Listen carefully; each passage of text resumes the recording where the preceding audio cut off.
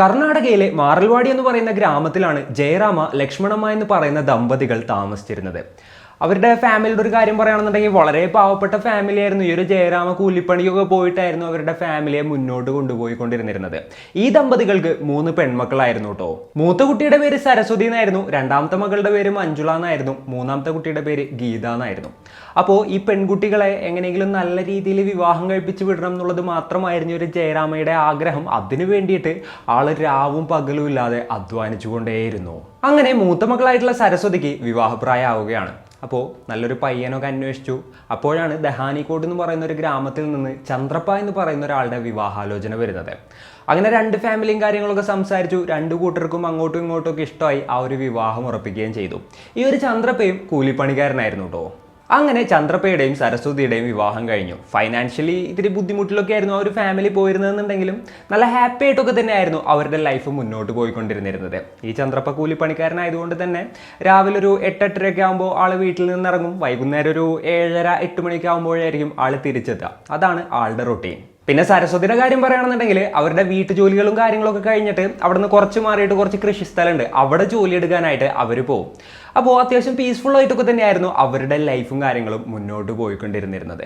എന്നാൽ ഏകദേശം 15 വർഷങ്ങൾക്ക് മുൻപ് ഒരു അത്യാഹിതം സംഭവിക്കുകയായിരുന്നു. കൃത്യമായി പറഞ്ഞാൽ മെയ് 13, 2011. അന്നത്തെ ദിവസവും ആ ഗ്രാമത്തിലുള്ള ആളുകൾക്ക് ഒരു സാധാരണ ദിവസം പോലെ തന്നെയായിരുന്നു തുടങ്ങിയത്. അതായത് എല്ലാവരും രാവിലെ എഴുന്നേറ്റു, അവരവരുടേതായിട്ടുള്ള ജോലികളിൽ വ്യാപൃതരായി. ജോലിക്ക് പോകാനുള്ള ആളുകളൊക്കെ ജോലിക്ക് പോയി. ഈ ഒരു ചന്ദ്രപ്പയും ജോലിക്ക് പോയി. അപ്പോൾ അതിനുശേഷം സരസ്വതി ഇതേപോലെ തന്നെ വീട്ടിലത്തെ ജോലികളും കാര്യങ്ങളൊക്കെ കഴിഞ്ഞ് വയലിലോട്ട് പോയതാണ്. അപ്പോൾ ആരോടും പറഞ്ഞിട്ടൊന്നും ഉണ്ടായിരുന്നില്ല. അപ്പോൾ സരസ്വതിയെ പെട്ടെന്ന് തന്നെ കാണാണ്ടായപ്പോൾ നൈബേഴ്സ് എല്ലാവരും ഇങ്ങനെ നോക്കുകയാണ്, ഈ സരസ്വതി എവിടെ പോയി, ഇന്ന് കണ്ടില്ലല്ലോ എന്നുള്ളൊരു തോട്ടിൽ അവർ നിൽക്കുമ്പോഴാണ് കുറച്ച് മാറിയിട്ട് ഒരു സൗണ്ട് കേൾക്കുന്നത്. അതായത് ഇവരുടെ കുറച്ച് വീടുകളൊക്കെ ഉള്ളതിൻ്റെ അവിടെ നിന്ന് കുറച്ച് മാറിയിട്ട് ഒരു പറമ്പിൽ ഒരു കിണറുണ്ട്. ആ കിണറ്റിൽ എന്തോ വീണൊരു സൗണ്ടായിരുന്നു നാട്ടുകാർ കേട്ടത്. ആ ഒരു കിണറിൻ്റെ കാര്യം പറയുകയാണെന്നുണ്ടെങ്കിൽ അതിന് മതിലൊന്നും കെട്ടിയിട്ടില്ല. അതായത് ഒരു എംപ്റ്റി ലാൻഡിൽ സാധാരണ പൊട്ട കിണർ എന്നൊക്കെ പറയില്ല, അതേപോലത്തെ ഒരു കിണറായിരുന്നു അത്. അപ്പോൾ തന്നെ ആ സൗണ്ട് കേട്ട ആളുകൾക്ക് മനസ്സിലായി ആ കിണറ്റിൽ ആരോ വീണതാണെന്ന്. അതേപോലെ തന്നെ അവർ ഒച്ചയുണ്ടാക്കിയിട്ടുണ്ടായിരുന്നു. അപ്പോൾ നൈബേഴ്സ് എല്ലാവരും സരസ്വതിയുടെ സൗണ്ടാണല്ലോ എന്ന് പറഞ്ഞു കഴിഞ്ഞിട്ട് നേരെ അങ്ങോട്ട് ഓടിയെത്തി നോക്കുകയാണ്. അപ്പോൾ ജീവന് വേണ്ടിയിട്ട് മല്ലിട്ടുകൊണ്ടിരിക്കുന്ന ഈ ഒരു സ്ത്രീയായിരുന്നു എല്ലാവരും കണ്ടത്. അപ്പോൾ തന്നെ അവിടെ കൂടിയിരുന്ന കുറച്ച് പുരുഷന്മാർ നേരെ തന്നെ ആ ഒരു കിണറ്റിലോട്ട് ഇറങ്ങുകയായിരുന്നു. അതിനുശേഷം ആ ഒരു സ്ത്രീയെ അവർ താങ്ങിപ്പിടിച്ച് മുകളിലോട്ട് എത്തിച്ചു. അതിനുശേഷം തൊട്ടടുത്തുള്ള ഹോസ്പിറ്റലിലോട്ട് എത്തിക്കുകയും ചെയ്തു. എന്നാൽ ഡോക്ടേഴ്സ് എത്രയൊക്കെ ശ്രമിച്ചിട്ടും സരസ്വതിയുടെ ജീവൻ രക്ഷിക്കാനായിട്ട് അവരെ കൊണ്ട് സാധിച്ചില്ല. ചികിത്സ ഫലിക്കാതെ ആ ഹോസ്പിറ്റലിൽ വെച്ചിട്ട് തന്നെ സരസ്വതി മരണപ്പെടുകയായിരുന്നു. അങ്ങനെ അവരുടെ ബോഡിയും കാര്യങ്ങളൊക്കെ വീട്ടിലോട്ട് കൊണ്ടുവന്നു. അപ്പോഴത്തേനും ഇവരുടെ റിലേറ്റീവ്സും അതേപോലെ തന്നെ വീട്ടുകാരെല്ലാവരും അറിഞ്ഞ് എല്ലാവരും അങ്ങോട്ടൊക്കെ എത്തിയിട്ടുണ്ടായിരുന്നു കേട്ടോ. അപ്പോൾ ഈ പെൺകുട്ടിയുടെ അച്ഛനും അമ്മയൊക്കെ അലറി വിളിച്ച് കരയുകയായിരുന്നു. കഴിഞ്ഞ ദിവസമല്ലേ നീ ഇവിടെ നിന്ന് പോയുള്ളൂ, ഒരു കുഴപ്പവും ഉണ്ടായിരുന്നില്ലല്ലോ, എന്താണ് നിനക്ക് പറ്റിയത്, അങ്ങനെയൊക്കെ ചോദിച്ചെങ്കിട്ട് ആ ഒരു അമ്മയുടെ കരച്ചിലൊക്കെ ചുറ്റുള്ളവർക്ക് കണ്ടു നിൽക്കാൻ പറ്റാവുന്നതിൽ അപ്പുറത്തായിരുന്നു എന്നാണ് പറയുന്നത്. അങ്ങനെ സരസ്വതിയുടെ ശവസംസ്കാര ചടങ്ങുകളും കാര്യങ്ങളും എല്ലാം തന്നെ കഴിയുകയാണ്. എന്നാൽ അപ്പോഴാണ് മറ്റൊരു ട്വിസ്റ്റ് സംഭവിക്കുന്നത്. സരസ്വതിയുടെ ആൻറ്റി ആയിട്ടുള്ള ഗംഗമ്മ എന്ന് പറയുന്ന സ്ത്രീ നേരെ പോലീസ് സ്റ്റേഷനിൽ പോയിട്ട് ഒരു കംപ്ലൈൻറ്റ് കൊടുക്കുകയാണ്. ഞങ്ങളുടെ മകളായിട്ടുള്ള സരസ്വതിയുടെ വിവാഹം കഴിഞ്ഞിട്ട് ഏകദേശം 8 വർഷമായി. കഴിഞ്ഞ 5 വർഷമായിട്ട് വലിയ പ്രശ്നങ്ങളോ കാര്യങ്ങളോ ഒന്നും ഉണ്ടായിരുന്നില്ല. ചെറിയ ചെറിയ പ്രശ്നങ്ങൾ ഹസ്ബൻഡ് ആൻഡ് വൈഫ് തമ്മിലുണ്ടായിരുന്നെന്നുണ്ടെങ്കിലും വലിയ ഒരു ഇഷ്യൂ ഉണ്ടായിരുന്നില്ല. എന്നാൽ കഴിഞ്ഞ 3 വർഷങ്ങളായിട്ട് ഈ ഒരു ചന്ദ്രപ്പ തങ്ങളുടെ മകളെ എക്സ്ട്രീം ലെവലിൽ പീഡിപ്പിക്കുകയായിരുന്നു എന്നുള്ളൊരു രീതിയിലായിരുന്നു അവർ കംപ്ലൈൻറ്റ് കൊടുത്തത്. അതേപോലെ തന്നെ തങ്ങളുടെ മകൾ ഇതേപോലെ തന്നെ ആ ഒരു കിണറ്റിലോട്ട് ചാടാനുള്ള സാധ്യതയില്ല എന്നും ആരെങ്കിലും അവരെ തള്ളിയിട്ടതായിരിക്കും എന്നുള്ളൊരു കാര്യം കൂടെ ആ ഒരു കംപ്ലൈൻറ്റിൽ അവർ രേഖപ്പെടുത്തിയിട്ടുണ്ടായിരുന്നു. പിന്നെ ഈ ചന്ദ്രപ്പയുടെ കാര്യം പറയുകയാണെന്നുണ്ടെങ്കിൽ കഴിഞ്ഞൊരു 3-4 വർഷമായിട്ടാണ് ആളുടെ കള്ളുകൂടി പീക്കിലോട്ട് എത്തിയത്. അപ്പോൾ ഇതേപോലെ തന്നെ ഡെയിലി ആൾ കള്ളു കുടിച്ച് വീട്ടിലോട്ട് വരും, എന്നിട്ട് ഒച്ചയും ബഹളവും ഉണ്ടാക്കും. അതിനുശേഷം ഈ ഒരു സ്ത്രീയെ എടുത്തിട്ടടിക്കും. പിന്നെ നീ കല്യാണം കഴിച്ചു വന്ന സമയത്ത് സ്വർണ്ണോ പണോ ഒന്നും കൊണ്ടുവന്നിട്ടുണ്ടായിരുന്നില്ലല്ലോ, വെറും കൈയോട് കൂടിയിട്ടല്ല നീ ഇങ്ങോട്ട് കയറി വന്നത്, നീ നിൻ്റെ വീട്ടിൽ പോയിട്ട് പൈസയും കാര്യങ്ങളും ചോദിക്കും, പൈസക്ക് നല്ല അത്യാവശ്യമുണ്ടെന്നൊക്കെ പറഞ്ഞു കയറ്റി ഒരു സ്ത്രീധനത്തിൻ്റെ പേരിലും ആ സ്ത്രീയെ ഇയാൾ സ്ഥിരമായിട്ട് ടോർച്ചർ ചെയ്യാറുണ്ടായിരുന്നു. ഇങ്ങനെ വലിയ ഇഷ്യൂസും കാര്യങ്ങളൊക്കെ ഉണ്ടാകുമ്പോൾ ഈ സരസ്വതി നേരെ തന്നെ സ്വന്തം വീട്ടിലോട്ട് പോകും. പിന്നെ കുറച്ച് ദിവസമൊക്കെ അവിടെ നിന്നതിന് ശേഷമാണ് തിരിച്ചു വരാറുണ്ടായിരുന്നത്. അതേപോലെ തന്നെയാണ് ഇവർ മരിക്കുന്നതിൻ്റെയും ഏകദേശം ഒരു 3-4 ദിവസം മുൻപ് അവർ സ്വന്തം വീട്ടിലോട്ട് പോയത്. അതായത് ഹസ്ബൻഡിൻ്റെ കൂടെ നിൽക്കാൻ പറ്റാത്തൊരു സിറ്റുവേഷൻ ആയപ്പോൾ അതിനുശേഷം പിന്നെ ചന്ദ്രപ്പ സരസ്വതിയുടെ വീട്ടിലോട്ട് ചെന്നങ്ങായിട്ട് അവരെ സമാധാനിപ്പിച്ചിട്ടായിരുന്നു തിരിച്ച് വീട്ടിലോട്ട് കൊണ്ടുവന്നിട്ടുണ്ടായിരുന്നത്. അതിനുശേഷം 2-3 ദിവസം കഴിഞ്ഞപ്പോഴാണ് ഈ സ്ത്രീ മരണപ്പെടുന്നതും. അങ്ങനെ ഈ ഒരു കംപ്ലൈൻറ്റിൻ്റെ അടിസ്ഥാനത്തിൽ പോലീസുകാർ ചന്ദ്രപ്പയെ കസ്റ്റഡിയിലെടുത്ത് ക്വസ്റ്റ്യൻ ചെയ്യാണ്. ഈ ഒരു ഇൻസിഡൻറ്റ് നടക്കുന്ന സമയത്ത്, അതായത് സരസ്വതി കിണറ്റിൽ വീഴുന്ന സമയത്ത് ആളവിടെ ഉണ്ടായിരുന്നില്ല, ആൾ ജോലിക്കായിട്ട് പോയേക്കായിരുന്നു എന്നുള്ളൊരു കാര്യം ആൾ പോലീസിൻ്റെ അടുത്ത് പറയാണ്. പോലീസുകാർ ക്രോസ് വെരിഫൈ ചെയ്ത് നോക്കിയപ്പോൾ ആൾ ആ ഒരു ഇൻസിഡൻറ്റ് നടക്കുന്ന സമയത്ത് അവിടെ ഉണ്ടായിരുന്നില്ല എന്നുള്ളത് പ്രൂവ് ആവുകയും ചെയ്തു. അപ്പോൾ ആൾ പറഞ്ഞു, ഞാൻ എൻ്റെ വൈഫിനെ കൊന്നിട്ടില്ല, ഞങ്ങൾ തമ്മിൽ അത്രയും വലിയ പ്രശ്നങ്ങളൊന്നുമില്ല, ഹസ്ബൻഡ് ആൻഡ് വൈഫ് തമ്മിലുണ്ടാവുന്ന ഇഷ്യൂസ് മാത്രമേ ഞങ്ങൾ തമ്മിലുള്ളൂ, ഞാൻ അങ്ങനെയുള്ള കാര്യങ്ങളൊന്നും ചെയ്യില്ല എന്നുള്ളൊരു കാര്യം ആൾ തീർത്ത് പറയുകയാണ്. എന്നാൽ പോലീസുകാർ കൂടുതലായിട്ട് ആളെക്കുറിച്ചും അതേപോലെ തന്നെ ആളും വൈഫും തമ്മിലുള്ള ബന്ധത്തെക്കുറിച്ചൊക്കെ കൂടുതലായിട്ട് അന്വേഷിക്കുകയാണ്. അവരുടെ നൈബേഴ്സിൻ്റെ അടുത്ത്, അതേപോലെ തന്നെ റിലേറ്റീവ്സിൻ്റെ അടുത്ത്, ബാക്കിയുള്ളവരുടെ അടുത്തൊക്കെ അന്വേഷിച്ചപ്പോൾ ഇയാൾ സ്ഥിരമായിട്ട് ആ ഒരു സ്ത്രീയെ ടോർച്ചർ ചെയ്യാറുണ്ടായിരുന്നതായിട്ട് പോലീസിന് തീർച്ചയാവുകയാണ്. ഡെയിലി ബേസിസിലായിരുന്നു ഇടിയും തെറിയും തൊഴിയും ദേഹോപദ്രവം ഏൽപ്പിക്കൽ തുടങ്ങിയിട്ടുള്ള എല്ലാ പരിപാടി ഇയാൾ ചെയ്തുകൊണ്ടിരുന്നിരുന്നത്. അപ്പോൾ അതിൻ്റെ ദുഃഖം താങ്ങാനാവാതെ വീട്ടിലോട്ടും പോകാൻ പറ്റാത്തൊരു സിറ്റുവേഷനിലെത്തിയപ്പോഴായിരിക്കാം ആ ഒരു സ്ത്രീ നേരെ ചെന്ന് ആ ഒരു കിണറ്റിലോട്ട് വീണിട്ടുണ്ടാവുക. അങ്ങനെ ഒരു നിഗമനത്തിലോട്ടായിരുന്നു പോലീസുകാരെത്തിയത്. കാര്യം ആ ഒരു സമയത്ത് അയാൾ അവിടെ പ്രസന്റ് ആയിരുന്നില്ല എന്നുണ്ടെങ്കിലും ആ സ്ത്രീ കിണറ്റിൽ വീഴാനുള്ള കാരണക്കാരൻ അയാളാണെന്ന് കോടതിയിൽ പ്രൂവ് ചെയ്യാനായിട്ടും പോലീസിനെ കൊണ്ട് സാധിച്ചു. കോടതിയിൽ വെച്ചിട്ടും ഇയാൾ റിപ്പീറ്റഡ് ആയിട്ട് പറഞ്ഞുകൊണ്ടിരുന്നത് തൻ്റെ വൈഫിന്റെ മരണത്തിന് ഉത്തരവാദി താനല്ല എന്നും, അതേപോലെ തന്നെ സാധാരണഗതിയിൽ ഭാര്യ ഭർത്താക്കന്മാർക്കിടയിൽ ഉണ്ടാകുന്ന പ്രശ്നങ്ങൾ മാത്രമേ തങ്ങൾക്കിടയിൽ ഉണ്ടായിരുന്നിട്ടുള്ളൂ എന്നുള്ളൊരു കാര്യമാണ്. അതേപോലെ തന്നെ സ്ത്രീധനം ചോദിച്ചൊന്നും ഞാൻ പീഡിപ്പിച്ചിട്ടുണ്ടായിരുന്നില്ല എന്നും, വെറുതെ ചെറിയ ചെറിയ പ്രശ്നങ്ങളൊക്കെ ഉണ്ടായിരുന്നു എന്നുള്ള ഒരു രീതിയിൽ തന്നെയായിരുന്നു ആൾ പറഞ്ഞിരുന്നത്. എന്തൊക്കെയാണെങ്കിലും ജൂലൈ 31, 2017 കോടതി ഇയാൾക്ക് 7 വർഷത്തെ കഠിന തടവിന് ശിക്ഷ വിധിക്കുകയായിരുന്നു. അതുപോലെ തന്നെ ഇയാൾ കോടതിയിൽ വേറൊരു കാര്യം കൂടെ പറഞ്ഞിട്ടുണ്ടായിരുന്നു കേട്ടോ. തൻ്റെ ഭാര്യയായിട്ടുള്ള സരസ്വതി മരിച്ചതിന് ശേഷം സരസ്വതിയുടെ ആൻറ്റി ആയിട്ടുള്ള ഗംഗമ്മ തൻ്റെ അടുത്ത് വന്നിട്ട് കുറച്ച് പൈസ ചോദിച്ചെന്നും, എന്നാൽ പൈസ താൻ കൊടുക്കില്ല എന്ന് പറഞ്ഞപ്പോഴാണ് അവർ ദേഷ്യത്തിൽ ഇത്തരത്തിലുള്ള ഒരു ഫേക്ക് കംപ്ലൈൻറ്റ് ഫയൽ ചെയ്തത്. അപ്പോൾ ഇതൊരു ഫേക്ക് ആയിട്ടുള്ള കംപ്ലൈൻ്റ് ആണെന്നൊക്കെ ആൾ വാദിച്ചിട്ടുണ്ടായിരുന്നു. എന്നാൽ കോടതി നോക്കുമ്പോൾ തെളിവുകളെല്ലാം ആൾക്ക് എതിരായിരുന്നു. അതിനുശേഷം ചന്ദ്രപ്പ കുറേ ജാമ്യത്തിനൊക്കെ ശ്രമിച്ചിട്ടുണ്ടായിരുന്നു. എന്നാൽ ബെയിൽ അപ്ലിക്കേഷൻസ് എല്ലാം തന്നെ റിജക്റ്റ് ആയി പോവുകയായിരുന്നു.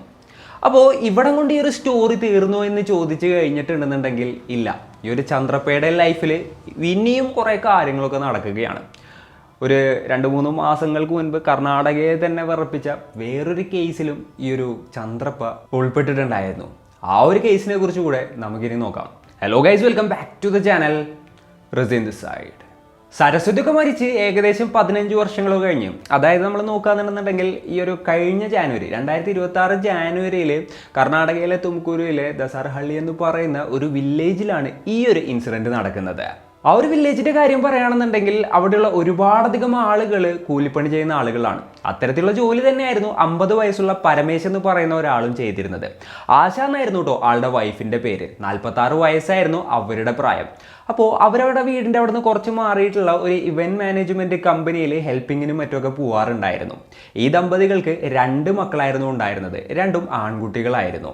ഇവരുടെ വിവാഹവും കാര്യങ്ങളൊക്കെ കഴിഞ്ഞ് കഴിഞ്ഞിട്ട് ഏകദേശം 10 വർഷമൊക്കെ ആയിട്ടുണ്ടായിരുന്നു. കുട്ടികളൊക്കെ സ്കൂളിൽ പോകുന്നുണ്ടായിരുന്നു. അപ്പോൾ മക്കളൊക്കെ പഠിപ്പിച്ചിട്ട് നല്ലൊരു നിലയിലോട്ട് എത്തിക്കണം എന്നുള്ളതായിരുന്നു ഇവരുടെ ആഗ്രഹം. അതിന് വേണ്ടിയിട്ടായിരുന്നു ഇവർ 2 പേരും ഇങ്ങനെ കഷ്ടപ്പെട്ട് ജോലി എടുക്കുന്നുണ്ടായിരുന്നത്. യെസ്, കാര്യം ഫൈനാൻഷ്യലി ഇത്തിരി ബുദ്ധിമുട്ടിലൊക്കെ ആയിരുന്നു എന്നുണ്ടെങ്കിലും വലിയ കുഴപ്പമില്ലാതെ ഹാപ്പി ആയിട്ടൊക്കെ തന്നെയായിരുന്നു അവരുടെ ഫാമിലി ലൈഫൊക്കെ പുറമേ നോക്കുമ്പോൾ മുന്നോട്ട് പോയിക്കൊണ്ടിരുന്നിരുന്നത്. അങ്ങനെ ഇരിക്കുന്ന ആ ഒരു സമയത്താണ് അത് സംഭവിക്കുന്നത്.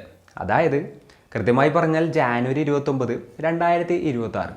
അന്നത്തെ ദിവസവും ഒരു സാധാരണ ദിവസമായിരുന്നു. ആ ഗ്രാമത്തിലുള്ള ആളുകളെല്ലാവരും തന്നെ എഴുന്നേറ്റ് അവരവരുടെ ജോലിക്കൊക്കെ ആയിട്ട് പോയി. അപ്പോൾ ഈ ഒരു പരമേശാണെന്നുണ്ടെങ്കിലും ആളുടെ ജോലിക്ക് പോയിട്ട് തിരിച്ചു വന്നു.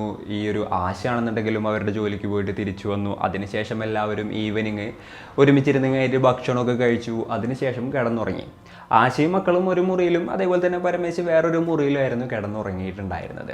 അതിനുശേഷം പിറ്റേ ദിവസം രാവിലെ തന്നെ ആശ എഴുന്നേക്കാണ്. എന്നിട്ട് കുട്ടികൾക്കും ഹസ്ബൻഡിനുള്ള ഫുഡും കാര്യങ്ങളും എല്ലാം തന്നെ പ്രിപ്പയർ ചെയ്യുകയാണ്. അപ്പോൾ സാധാരണഗതിയിൽ ഒരു 6:30 ആകുമ്പോഴത്തേനും അവരുടെ ഹസ്ബൻഡ് എഴുന്നേൽക്കുന്നതായിരുന്നു. എന്നാൽ അന്നത്തെ ദിവസം ആൾ എഴുന്നേൽക്കുന്നുണ്ടായിരുന്നില്ല. എന്താണാവോ, വല്ല ക്ഷീണം ഉണ്ടാവുമോ എന്നുള്ളൊരു തോട്ടിൽ അവർ കിച്ചണിൽ ബിസി ആയിരുന്നു. അതിനിടയിൽ അവരിടയ്ക്കിടയ്ക്ക് ഹസ്ബൻഡിനെ വിളിക്കുന്നുമുണ്ട് എഴുന്നേൽക്കാൻ വേണ്ടിയിട്ട്. എന്നാൽ ആൾ എഴുന്നേൽക്കുന്നേ ഉണ്ടായിരുന്നില്ല. അങ്ങനെ അവർ ബിസി ആയിരിക്കുന്നതിൻ്റെ ഇടയിൽ കുട്ടികൾക്ക് സ്കൂളിൽ പോകാനുള്ള ടൈമായി. അപ്പോൾ അവർ റെഡിയാക്കി സ്കൂളിലോട്ട് പറഞ്ഞയച്ചു. എന്നിട്ടും ഹസ്ബൻഡ് എഴുന്നേൽക്കുന്നില്ല. എന്ത് പറ്റിയാവും ഇയാൾക്കെന്ന് പറഞ്ഞുകൊണ്ട് അവർ നേരെ ചെന്നിങ്ങേറ്റ് ഹസ്ബൻഡിൻ്റെ റൂമിൻ്റെ ഡോറ് തുറന്ന് നോക്കുകയാണ്. അപ്പോൾ ആളവിടെ അനങ്ങാണ്ട് കിടക്കായിരുന്നു. ആളുടെ ശരീരത്തിൽ നിന്നും യാതൊരു അനക്കൊന്നുമില്ല. പെട്ടെന്ന് തന്നെ ആശാകപ്പാടെ പേടിച്ചു പോയി. അവർ നേരെ അടുത്ത് നിന്നിട്ട് ഈ ഒരു പരമേശനെ തട്ടി തട്ടി വിളിക്കുകയാണ്. എന്നാൽ ആൾ എഴുന്നേൽക്കുന്നുണ്ടായിരുന്നില്ല. അവർക്ക് എന്താ ചെയ്യുക ഏതാ ചെയ്യുക എന്നുള്ളതിനെക്കുറിച്ച് യാതൊരു ഐഡിയ ഉണ്ടായിരുന്നില്ല. അവിടെ നിന്ന് പേടിച്ചിട്ട് അവർ ഒച്ചയെടുത്തിട്ട് നേരെ അയൽവക്കത്തുള്ള വീട്ടിലോട്ട് ഓടി ചെല്ലുകയായിരുന്നു. എന്നിട്ട് അവർ പറഞ്ഞു പരമേശൻ എഴുന്നേൽക്കുന്നില്ല എന്നുള്ളത്. അപ്പോൾ ഇത് കേട്ട് അവിടെ ഉണ്ടായിരുന്ന ആളുകളെല്ലാം തന്നെ ഈ ഒരു വീട്ടിലോട്ട് വരികയാണ്. അവർ വന്ന് നോക്കിയപ്പോൾ ആൾ മരിച്ചിട്ടുണ്ട് എന്നുള്ളൊരു കാര്യം അവർക്ക് മനസ്സിലായി. എന്നാലും ലോക്കലായിട്ടുള്ളൊരു ഡോക്ടർ അവരെ വിളിപ്പിക്കുകയാണ്. ഡോക്ടർ അങ്ങോട്ട് എത്തിയിട്ട് പരിശോധിച്ചിട്ട് പറഞ്ഞു ഇയാൾ ഓൾറെഡി മരിച്ചു എന്നുള്ളൊരു കാര്യം. പിന്നെ ഈ പരമേശിൻ്റെ കാര്യം പറയുകയാണെന്നുണ്ടെങ്കിൽ ആൾ തലേദിവസം നല്ല രീതിയിൽ മദ്യപിച്ചിട്ടുണ്ടായിരുന്നു. പിന്നെ ഡോക്ടർ പരിശോധിച്ച സമയത്ത് സസ്പീഷ്യസ് ആയിട്ടുള്ളതൊന്നും തന്നെ ആൾക്ക് എന്താ പറയുക പ്രഥമ ദൃഷ്ടിയാ തോന്നിയില്ല. അങ്ങനെ ഇതൊരു ഹാർട്ട് അറ്റാക്ക് ആണെന്നുള്ളൊരു നിഗമനത്തിലോട്ട് എല്ലാവരും എത്തുകയാണ്. അതിനുശേഷം ഈ ഒരു പരമേശിൻ്റെ റിലേറ്റീവ്സിനെയും അതേപോലെ തന്നെ ആശയുടെ റിലേറ്റീവ്സിനെയും എല്ലാവരെയും വിവരം അറിയിക്കുകയാണ്. വിവരമറിഞ്ഞ എല്ലാവരും തന്നെ അങ്ങോട്ട് എത്തുകയും ചെയ്തു. അതിനുശേഷം ശവസംസ്കാര ചടങ്ങിനുള്ള കാര്യങ്ങളൊക്കെ ചെയ്തു. പിന്നീട് അവരുടെ ചടങ്ങുകൾ പ്രകാരം ആ ഒരു ബോഡി മറവ് ചെയ്യുകയും ചെയ്തു. അവിടെ കൂടിയിരുന്ന ആളുകളെല്ലാം തന്നെ പറഞ്ഞിരുന്നത് ഒരേ ഒരു കാര്യമായിരുന്നു, ഹാർട്ട് അറ്റാക്കൊക്കെ ഇപ്പോൾ വേണമെന്നുണ്ടെങ്കിൽ ആർക്കും ഏത് സമയത്തും വരാം. ഈ ഒരു പരമേശിൻ്റെ കാര്യം തന്നെ നോക്കുകയാണെന്നുണ്ടെങ്കിൽ ആൾ നല്ല ഹെൽത്തി ആയിട്ടുള്ള ഒരാളായിരുന്നു. ഒരു ഹാർട്ട് ഡിസീസോ കാര്യങ്ങളോ ഒന്നും തന്നെ ഉണ്ടായിരുന്നില്ല. അങ്ങനെ ഇരിക്കുന്ന ഒരാളാണ് തലേദിവസം കിടന്നിട്ട് പിറ്റേ ദിവസം എഴുന്നേക്കാതിരുന്നത്. അപ്പോൾ ആർക്കും വേണമെങ്കിൽ എന്തെപ്പോഴും സംഭവിക്കാമെന്നുള്ളതായിരുന്നു ആ ഒരു ഗ്രാമത്തിൽ അന്നത്തെ ചർച്ചാ വിഷയം. പിന്നെ ഇതൊരു സ്വാഭാവിക മരണമായതുകൊണ്ട് തന്നെ നാട്ടിലെ കാരണവന്മാരുടെ പെട്ടിട്ടായിരുന്നു ശവസംസ്കാര ചടങ്ങുകളും കാര്യങ്ങളൊക്കെ നടത്തിയിട്ടുണ്ടായിരുന്നത്. അതായത് പോലീസിനെയും മറ്റൊന്നും അറിയിച്ചിട്ടുണ്ടായിരുന്നില്ല. അപ്പോൾ അവിടെ വന്നിരുന്നവരും റിലേറ്റീവ്സും എല്ലാവരും ചിന്തിച്ചിരുന്ന മറ്റൊരു കാര്യം എന്തായിരുന്നു എന്ന് വെച്ച് കഴിഞ്ഞിട്ടുണ്ടെന്നുണ്ടെങ്കിൽ ഇനി ഈ 2 കുട്ടികളെ ആശ ഒറ്റയ്ക്ക് എങ്ങനെ നോക്കൂ എന്നുള്ളതായിരുന്നു. ആശയുടെ ആ ഒരു ഇരിപ്പും അതേപോലെ തന്നെ അവരുടെ ഒരു സ്ഥിതിയും കണ്ടിട്ട് അത് നോക്കിയിരുന്ന ആർക്കും തന്നെ സഹിക്കാൻ പറ്റുന്നുണ്ടായിരുന്നില്ല. അത്രത്തോളം തകർന്നു പോയിട്ടുള്ളൊരു സിറ്റുവേഷനിലായിരുന്നു ആശ ഉണ്ടായിരുന്നത്. അങ്ങനെ കുറച്ച് ദിവസം കഴിഞ്ഞു. അതായത് ഈ ചടങ്ങുകളും കാര്യങ്ങളൊക്കെ കഴിഞ്ഞിട്ട് ഏകദേശം 20 ദിവസങ്ങൾ കഴിഞ്ഞപ്പോഴാണ് ഇതിൽ മറ്റൊരു ട്വിസ്റ്റ് വരുന്നത്. സംഭവം എന്താണെന്ന് വെച്ച് കഴിഞ്ഞിട്ടുണ്ടെന്നുണ്ടെങ്കിൽ ഈ മരണപ്പെട്ട പരമേശന് ഒരു സഹോദരി ഉണ്ടായിരുന്നു. നാഗമ്മ എന്നായിരുന്നു അവരുടെ പേര്. 60 വയസ്സായിരുന്നു കേട്ടോ അവരുടെ പ്രായം. അവരുടെ ഫോണിലോട്ട് ഒരു ഫോട്ടോയും വീഡിയോയും കാര്യങ്ങളൊക്കെ വരികയാണ്. അപ്പോൾ അവരത് പ്ലേ ചെയ്ത് നോക്കിയപ്പോൾ ഒരു കല്യാണ ഫോട്ടോയും കല്യാണ വീഡിയോ ഒക്കെ ആണ്. അതാരുടെ കല്യാണ ഫോട്ടോ കല്യാണ വീഡിയോ ആണെന്ന് നോക്കിയപ്പോഴാണ് അവർക്ക് ഒരു കാര്യം മനസ്സിലായത്. അത് ആശയുടെ കല്യാണ ഫോട്ടോ ആയിരുന്നു. ഇത് കണ്ട് അവർ ആകെപ്പാടെ ഞെട്ടിപ്പോയി. കാര്യം തൻ്റെ ആങ്ങളായിട്ടുള്ള പരമേശ്വരൻ മരിച്ചു. ഇപ്പോൾ ആശയ്ക്ക് ഒറ്റയ്ക്ക് 2 കുട്ടികളെ നോക്കാമെന്ന് വെച്ച് കഴിഞ്ഞിട്ടുണ്ടെന്നുണ്ടെങ്കിൽ കുറച്ച് ബുദ്ധിമുട്ടുള്ളൊരു കാര്യമായിരിക്കും. അവൾക്ക് എന്തായാലും ഒരു തുണയൊക്കെ വേണം. എന്നാലും 20 ദിവസമല്ലേ ആയിട്ടുള്ളൂ എന്നുള്ളതായിരുന്നു അവരുടെ ഒരു തോട്ട്. അതായത് ഇനിയും ചടങ്ങുകളുണ്ട്, 40 കഴിയാനുണ്ട്, അതൊക്കെ കഴിഞ്ഞിട്ടായിക്കൂടായിരുന്നു എന്നുള്ളൊരു തോട്ടിലാണ് ഇവരുണ്ടായിരുന്നത്. അപ്പോൾ ഈ ഫോട്ടോസും കാര്യങ്ങളൊക്കെ അവരുടെ ബാക്കി കൂടുണ്ടായിരുന്നവർക്കും അതേപോലെ തന്നെ ബാക്കിയുള്ള എന്താ പറയുക ചുറ്റുള്ള അയൽവാസികൾക്ക് എല്ലാവർക്കും കാണിച്ചു കൊടുക്കുകയാണ്. എന്നാലും ഉള്ളത് എന്താണ് ഇത്ര പെട്ടെന്ന് കല്യാണം കഴിച്ചതെന്നുള്ളതായി അവിടുത്തെ ഒരു ചർച്ചാ വിഷയം. അപ്പോഴാണ് ചില കാര്യങ്ങളൊക്കെ പുറത്തോട്ട് വരുന്നത്. അതായത് ഈ ഒരു ബോഡി ക്ലീൻ ചെയ്തിരുന്ന സമയത്ത്, അതായത് കുളിപ്പിച്ചിരുന്ന സമയത്ത് ഇയാളുടെ മുഖത്തിൻ്റെ ഭാഗത്ത് ചെറിയ പാടുകൾ ഉണ്ടായിരുന്നെന്നും അതേപോലെ തന്നെ പ്രൈവറ്റ് പാർട്ടിൻ്റെ അവിടെ ചെറിയൊരു വീക്ക് ഉണ്ടായിരുന്നെന്നും ആ ഒരു ബോഡി കുളിപ്പിച്ച ആളുകൾ ഈ ഒരു നാഗമ്മയുടെ അടുത്ത് പറയാണ്. ഇതൊക്കെ കൂടെ ആയപ്പോൾ ഈ ഒരു മരണത്തിൽ എന്തൊക്കെയോ ഒരു പന്തികേടുണ്ടെന്ന് ആളുകൾക്ക് തോന്നുകയാണ്. നാഗമ്മക്കും തോന്നി. അങ്ങനെ എന്തൊക്കെയാണെങ്കിലും കംപ്ലൈൻറ്റ് കൊടുക്കാനായിട്ട് അവർ തീരുമാനിച്ചു. നേരെ പോലീസ് സ്റ്റേഷനിൽ പോയിട്ട് തൻ്റെ ബ്രദർ 20 ദിവസങ്ങൾക്ക് മുൻപ് മരിച്ചതാണ്. എന്നാൽ ജസ്റ്റ് 20 ദിവസം കഴിഞ്ഞപ്പോൾ ആളുടെ വൈഫായിട്ടുള്ള ആശ രണ്ടാമത് വേറൊരു വിവാഹം കഴിച്ചുവെന്നും ഇനിയിപ്പോൾ ഈ ഒരു പരമേശിൻ്റെ കാര്യം പറയുകയാണെന്നുണ്ടെങ്കിൽ ആൾക്ക് വേറെ ഹെൽത്ത് ഇഷ്യൂസ് ഒന്നും ഉണ്ടായിരുന്നില്ല, ഹാർട്ട് ഡിസീസോ കാര്യങ്ങളോ ഒന്നും ഉണ്ടായിരുന്നില്ല. വളരെ ഹെൽത്തി ആയിട്ടുള്ളൊരു മനുഷ്യനായിരുന്നു. അങ്ങനെയുള്ള ഒരാളാണ് പെട്ടെന്നൊരു ദിവസം മരണപ്പെട്ടത്, ഹാർട്ട് അറ്റാക്ക് വന്നിട്ട്. അതുകൊണ്ടൊക്കെ തന്നെ ആ ഒരു മരണത്തിൽ തങ്ങൾക്ക് സംശയമുണ്ടെന്നും ഇത് നിങ്ങൾ കേസെടുത്ത് അന്വേഷിക്കണം എന്നുള്ളൊരു കംപ്ലയിൻറ്റ് കൊടുക്കാനായിട്ടായിരുന്നു കേട്ടോ അവർ നേരെ പോലീസ് സ്റ്റേഷനിലോട്ട് പോയത്. പോലീസുകാർ ഈ ഒരു കംപ്ലയിൻറ്റും കാര്യങ്ങളൊക്കെ കേട്ടു. അതേപോലെ തന്നെ ഈ ഒരു ഫോട്ടോയും കാര്യങ്ങളൊക്കെ കണ്ടു. അപ്പോൾ ജസ്റ്റ് മരണം നടന്നിട്ട് 20 ദിവസത്തിനുള്ളിൽ വേറൊരു കല്യാണം എന്നുള്ളതിനെക്കുറിച്ച് അവരും ചിന്തിച്ചപ്പോൾ ഇതിലൊക്കെ എന്തൊക്കെയോ ഒരു പൊരുത്തക്കേടുകൾ ഉള്ളതായിട്ട് പോലീസിനും തോന്നുകയാണ്. അങ്ങനെ അവർ ഇമ്മീഡിയറ്റ് ആയിട്ട് ആക്ഷൻ എടുക്കുകയും ചെയ്തു. അപ്പോൾ പോലീസ് ആദ്യം തന്നെ ചെയ്തൊരു കാര്യം എന്തായിരുന്നു എന്ന് വെച്ച് കഴിഞ്ഞിട്ടുണ്ടെന്നുണ്ടെങ്കിൽ ഈ ആശയുടെ ഫോൺ ഡീറ്റെയിൽസും കാര്യങ്ങളൊക്കെ എടുക്കുകയായിരുന്നു.